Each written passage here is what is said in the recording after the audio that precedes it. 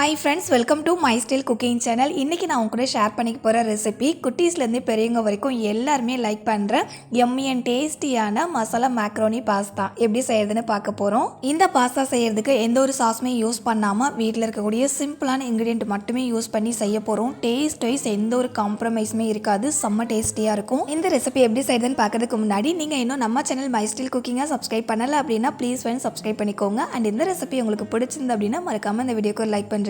அப்போ தான் இன்னும் நியூவான அண்ட் டிஃப்ரெண்ட்டான ரெசிபிஸ் அப்லோட் பண்ணுறதுக்கு எனக்கு இன்னும் இன்ட்ரெஸ்டிங்காக இருக்கும். இப்போ வாங்க ரெசிபிக்குள்ளே போகலாம். பாஸ்தாவை வேக வைக்கிறதுக்காக ஒரு பாத்திரத்தில் 600 ml அளவுக்கு தண்ணி எடுத்துக்கோங்க. அதில் 1 டேபிள் ஸ்பூன் எண்ணெய், 1/2 டேபிள் ஸ்பூன் கல்லுப்பு சேர்த்துட்டு ஜஸ்ட் ஒரு டைம் இந்த மாதிரி மிக்ஸ் பண்ணி விட்டுட்டு ஸ்டவ் ஆன் பண்ணிக்கோங்க. தண்ணி சூடாகி பாயில் ஆகும். அது வரைக்கும் தண்ணியை சூடு பண்ணிக்கலாம். இப்போ பாருங்கள், தண்ணியிலேருந்து பபிள்ஸ் வந்து பாயில் ஆக ஸ்டார்ட் ஆகுது. இப்போ இதில் வந்துட்டு 2 கப் அளவுக்கு பாஸ்தா நான் சேர்த்துக்கிறேன். நான் இன்னைக்கு வீட் ஃப்ளோரில் மேக் பண்ண பாஸ்தா தான் எடுத்திருக்கேன். வீட் ஃப்ளோரில் மேக் பண்ண பாஸ்தா எடுத்துக்கும் போது நம்ம வந்து கொஞ்சம் பயப்படாமல் சாப்பிட்லாம், ஹெல்த்தியாக இருக்கும். பாஸ்தாவை தண்ணியில் ஆட் பண்ணதுக்கு அப்புறமா இந்த மாதிரி ஒரு டைம் கலந்து விடுங்க. பாஸ்தாவை ஃபுல்லாக வேக வச்சிடக்கூடாது, 3/4 அளவுக்கு தான் வேகணும். ஸோ 3/4 அளவுக்கு வேகிற வரைக்கும் நம்ம அப்படியே குக் பண்ணிக்கலாம். மீடியம் ஃப்ளேமில் ஒரு 5 நிமிஷம் வேக வச்சிங்க அப்படின்னா பாஸ்தா 3/4 அளவுக்கு வெந்திருக்கும். இப்போ 5 நிமிஷம் குக் பண்ணதுக்கு அப்புறமா பாஸ்தாவை பாருங்கள், அதோடைய சைஸ் வந்து பெருசாகி இருக்கும். அதே மாதிரி அதோடைய கலருமே லைட்டாக சேஞ்ச் ஆகி வந்திருக்கும். இப்போ பாஸ்தா வெந்திருக்கான்னு செக் பண்ணுறதுக்கு பாஸ்தாவை இந்த மாதிரி கரண்டியில் எடுத்துட்டு ஸ்பூன் அப்படின்னா கத்தியால் இந்த பாஸ்தாவை 2 கட் பண்ணி பார்த்தீங்க அப்படின்னா கட் பண்ணும்போது உங்களுக்கு லைட்டாக கொஞ்சம் ஹார்டாக இருக்கிற போல இருக்கும். அந்த அளவுக்கு வெந்திருந்தாலே போதும். இப்போ இந்த பாஸ்தாவில் இருக்கிற இந்த தண்ணியை வடிகட்டிடுங்க. சுடு தண்ணியை வடிகட்டினதுக்கு அப்புறமா நார்மல் வாட்டரை இந்த பாஸ்தா முங்குற அளவுக்கு சேர்த்துக்கோங்க. சேர்த்துட்டு ஒரு டைம் நல்லா வந்து இந்த மாதிரி கலந்து விட்டுட்டு இந்த தண்ணியையும் வடிகட்டிட்டு பாஸ்தாவை மட்டும் தனியாக எடுத்து வச்சுக்கோங்க. அடுத்தது ஸ்டவ் ஆன் பண்ணிவிட்டு ஒரு வானல் வச்சுக்கோங்க. வானலில் 2.5 டேபிள் ஸ்பூன் எண்ணெய் சேர்த்துக்கோங்க. எண்ணெய் சூடானதுக்கு அப்புறமா 1 டேபிள் ஸ்பூன் பொடியாக கட் பண்ண பூண்டு சேர்த்துக்கோங்க. 2 பச்சை மிளகாவை இந்த மாதிரி சின்னதாக கட் பண்ணி சேர்த்துட்டு ஒரு 2லேருந்து 3 நிமிஷத்துக்கு வதக்கிக்கலாம். அடுத்து இதில் ஒரு மீடியம் சைஸ் வெங்காயத்தில் பாதி வெங்காயத்தை மட்டும் பொடியாக கட் பண்ணி சேர்த்துட்டு வெங்காயம் கண்ணாடி பதம் வர வரைக்கும் வதக்கி விட்டுக்கலாம். ரொம்ப வதக்கணும் அப்படின்ற அவசியம் இல்லை, ஜஸ்ட் கண்ணாடி பதத்துக்கு வதங்கி வந்தாலே போதும். வெங்காயம் வதங்கினதுக்கு அப்புறமா உங்களுக்கு பிடிச்ச வெஜிடபிள்ஸ் எதுவாக இருந்தாலும் இதில் ஆட் பண்ணிக்கலாம். நான் இன்னைக்கு பீன்ஸ், கேரட், அதுக்கப்புறம் குடமிளகாய் இது 3 தான் ஆட் பண்ணிக்கிறேன். இப்போ இந்த வெஜிடபிள்ஸ்க்கு தேவையான அளவுக்கு உப்பு சேர்த்துக்கலாம். சேர்த்துட்டு ஹை ஃப்ளேமில் ஒரு 5 நிமிஷத்துக்கு அப்படியே இந்த காய்கறிகளை வதக்கி விடுங்க. இந்த ரெசிப்பியில் வெஜிடபிள்ஸ் உங்களுக்கு கிறிஸ்பியாக வேணும் அப்படின்னா 5 நிமிஷத்துக்கு ஹை ஃப்ளேமில் வதக்கி விடுங்க. சப்போஸ் உங்களுக்கு சாஃப்டாக நல்லா குக்காகி இருக்கணும் அப்படின்னா 10 நிமிஷத்துக்கு மீடியம் ஃப்ளேமில் வதக்கி விடுங்க. அப்போது உங்களுக்கு வெஜிடபிள்ஸ் வந்து நல்லா சாஃப்டாக வெந்து வரும். இந்த வெஜிடபிள்ஸ் எல்லாமே வதங்கிட்டு இருக்கட்டும். அதுக்குள்ளே இது கூட சேர்த்துக்கிறதுக்காக ஒரு சிம்பிளான பேஸ்ட் அரைச்சி எடுத்துக்கலாம். அதுக்கு ஒரு மிக்ஸி கப் எடுத்துக்கோங்க. அதில் 2 பெரிய சைஸ் நல்ல பழுத்த தக்காளியை ரஃபாக கட் பண்ணி சேர்த்துக்கோங்க. கூடவே ஒரு 1/2 டேபிள் ஸ்பூன் சர்க்கரை சேர்த்துக்கோங்க.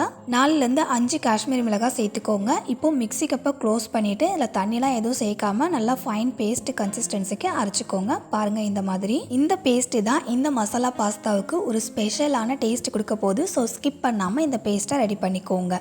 அடுத்து நம்ம வதங்க விட்டு இருந்த வெஜிடபிள்ஸ் நல்லா கிறிஸ்பியாக வதங்கி வந்திருக்கு. இப்போ இதில் நம்ம அரைச்சி வச்சிருக்க அந்த தக்காளி மிளகாய் பேஸ்ட்டை ஆட் பண்ணிக்கலாம். நெக்ஸ்ட் இந்த வெஜிடபிள்ஸ் கூட 1/2 டேபிள் ஸ்பூன் மல்லித்தூள் சேர்த்துக்கோங்க. 1/4 டேபிள் ஸ்பூன் கரம் மசாலா சேர்த்துக்கோங்க. And 1/4 table spoon chicken masala சேர்த்துக்கோங்க. சிக்கன் மசாலாவுக்கு பதிலாக மட்டன் மசாலா, சன்னா மசாலா அண்ட் வந்து மேகி மசாலா இருந்துச்சுன்னா கூட சேர்த்துக்கலாம். இப்போ நம்ம ஆட் பண்ண தக்காளி பேஸ்ட் அண்ட் பொடியோட ராஸ்மல் போகிற வரைக்கும் நல்லா வந்து வதக்கி விட்டுக்கலாம். ஸ்டவ்வை மீடியம் ஃப்ளேம்லேயே வச்சு வதக்கி விடுங்க. ஒரு 5 நிமிஷத்துக்கு வதக்கி விட்டீங்க அப்படின்னா அதோடைய ராஸ்மல் எல்லாமே கம்ப்ளீட்டாக போயிடும். தக்காளி பேஸ்ட் அதுக்கப்புறம் பொடியோட ராஸ்மல் எல்லாமே போனதுக்கு அப்புறமா இப்போ இதில் வந்துட்டு ஒரு 1/2 டேபிள் ஸ்பூன் அளவுக்கு கார்ன்ஃப்ளவரை 1/4 கப் அளவுக்கு தண்ணியில் கட்டிகள் இல்லாமல் இந்த மாதிரி நல்லா ஸ்மூத்தாக கரைச்சிட்டு அதை வந்து இந்த வெஜிடபிள்ஸ் கூட சேர்த்துக்கோங்க. சேர்த்துட்டு மிக்ஸ் பண்ணி விடுங்க. கார்ன்ஃப்ளவர் சேர்க்கறதால பாஸ்தா நல்லா ஜூஸியாக இருக்கும். கார்ன்ஃப்ளவர் சேர்த்து ஒரு 2 நிமிஷம் மிக்ஸ் பண்ணி விட்டதுக்கு அப்புறமா நம்ம ஆல்ரெடி குக் பண்ணி வச்சிருக்க பாஸ்தாவை வானலில் சேர்த்துக்கலாம். நான் இன்னைக்கு மெக்ரோனி பாஸ்தா யூஸ் பண்ணியிருக்கேன். இதுக்கு பதிலாக நீங்கள் வேற எந்த பாஸ்தா வாங்கினாலுமே இதே மெத்தட்லேயே செய்யலாம். டேஸ்ட் வைஸ் எந்த ஒரு டிஃப்ரென்ஸுமே இருக்காது. வானலில் பாஸ்தாவை சேர்த்ததுக்கு அப்புறமா வெஜிடபிள்ஸும் பாஸ்தாவும் நல்லா மிக்ஸ் ஆகிற அளவுக்கு மிக்ஸ் பண்ணி விடுங்க.